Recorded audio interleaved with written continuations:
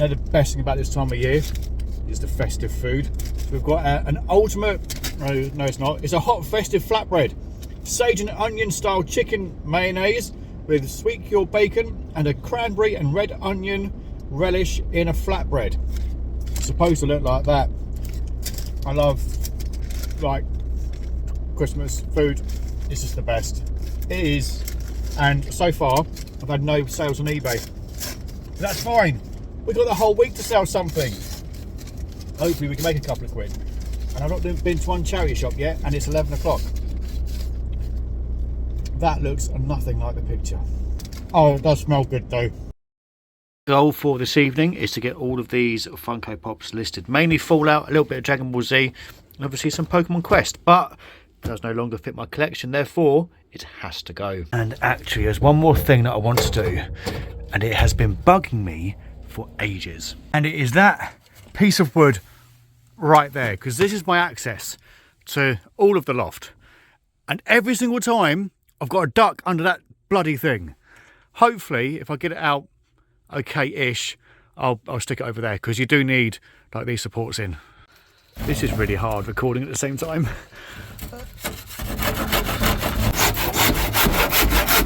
Voila! Right. Oh, it just sort of twists.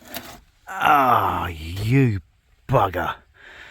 New bit of wood is required. We'll get some sandpaper and just smooth that off, just to be on the safe side. But I can now walk freely to the ladder. Oh, these sold, the last 3, and it's the same bloke who's bought all 10.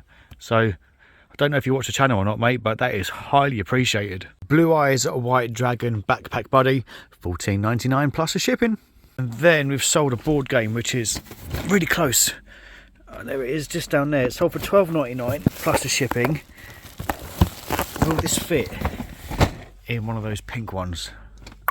I reckon it might, you know. I have got a delivery of boxes coming, of about 50 odd boxes, because at the moment I am flying through them. But it's time to get these downstairs, and I'll pack them after dinner, and the kids are in sleep in bed. Look at me! I tidied up my shit. Now, hopefully, if I can just do this, it should all be done. Beautiful.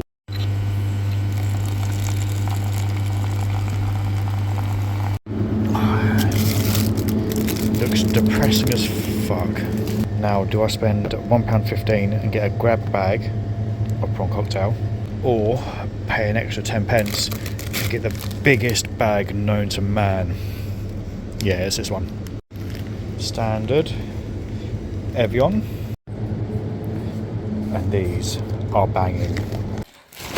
I bought some stuff. I bought a large Bowden cable knit jumper. It looks very Tennessee / I vote Conservative. So I thought £7. It's got to be worth the gamble. I need to do more on clothing. I hate listing clothing, but there is some good money to be made. And Bowden normally is all right. So we'll give that a go. I'll definitely hit the camera then. Also bought Julia for £1.50. There's no date on it that I could see, but £1.50, and it looks like just like a cheap funfair toy thing. I don't know why I bought it, but I did. Brand new with tags.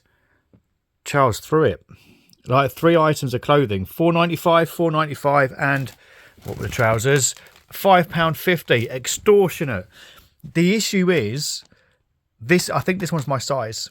I prefer a large, large slim fit as this is. I don't know whether this will fit me or not. I might actually have to go into a Charles Thruett and try on one of their t-shirts, because I don't want to take it out of the bag, because then I've got to try and reseal it, and well, I say reseal it, it's not sealed in the first place, but then I've got to try and fold it, and I just can't be arsed. So this is going to go into the might keep that pile. I'm not going to keep this.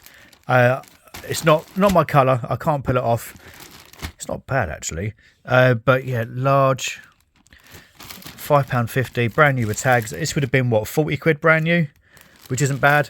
And then trousers, chinos. Oh, they're non-iron. Ah, can I pull off dark pink? It says dark pink and not burgundy. 34, 32s. They should be okay. But see, trousers are a lot easier to... I'm going to try them on. Have I really reached a stage in life where I'm going to start wearing chinos? I mean, I did that about 10 years ago, but I presume everything just goes around in a full circle. You know what? They do nothing for my arse, but they're not bad, you know. And for £5.50, brand new with the tags,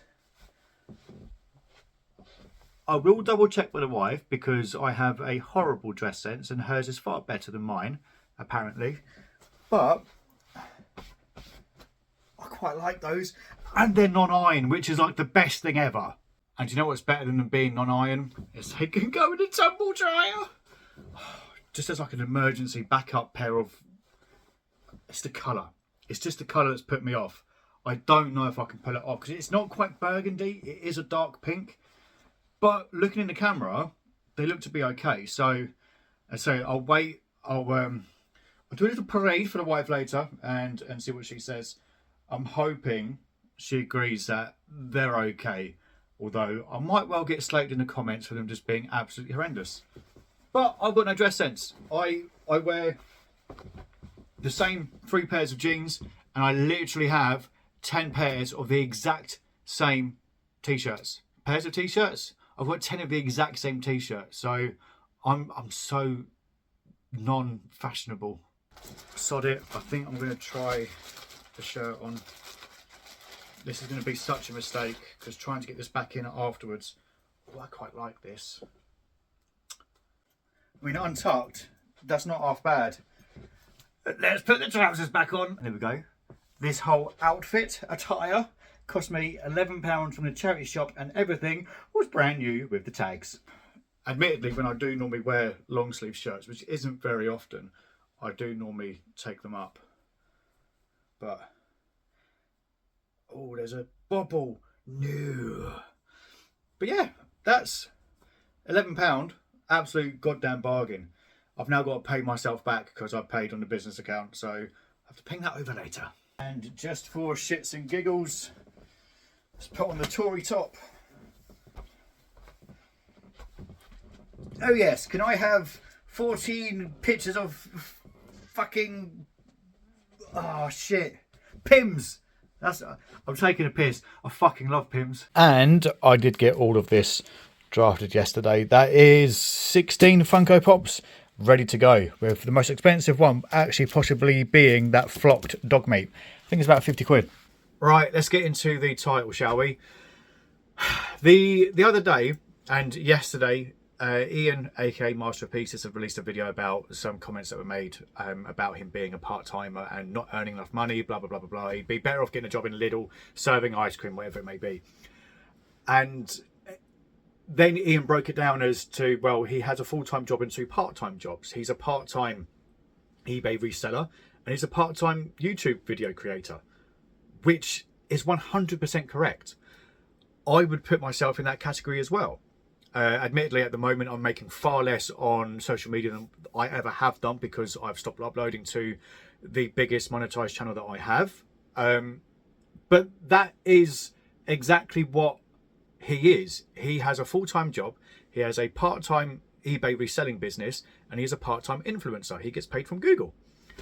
My issue is, when does part-time and full-time merge? Because I think there's a lot of people, particularly on YouTube and TikTok and things like that, they paint themselves to be a full-time eBay reseller when they're not. I think they're a part-time eBay reseller and a part-time influencer. So where's the line drawn? Is it time you put into each, or is it the monetary value you get from each? So say if you're a part-time, or say you're a full-time eBay reseller and you're making profit-wise £2,000 a month, but you're also making 1,000, 1,500, £3,000 a month on YouTube. Like, what is that balance? When do you stop becoming a full-time eBay reseller and you become part-time from both avenues? And if you are part-time in both avenues, which is absolutely fine, should you then stop advertising yourself as a full-time eBay reseller. See, the thing is with having a social media presence and showcasing what you buy and what you sell and things like that, it's very easy to find people's online stores and their shops and things like that. So it doesn't take a rocket scientist or a mathematician to go around and work out how much money people are making.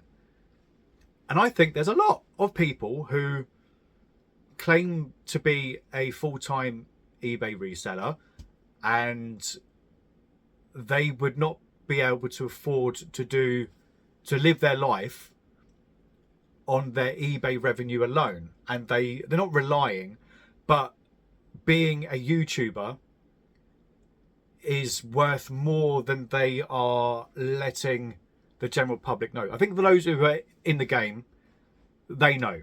And they know that YouTube is a part of it. I mean, it's obvious it's a part of it.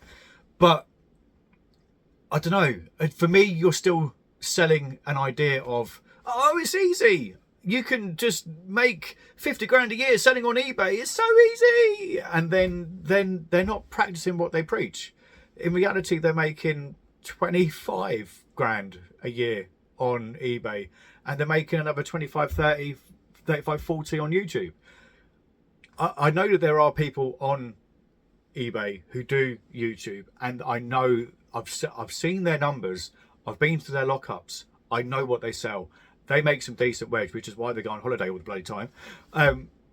But that's for me. I don't know. Does it matter? Probably not. Does anyone else give a shit? Probably not.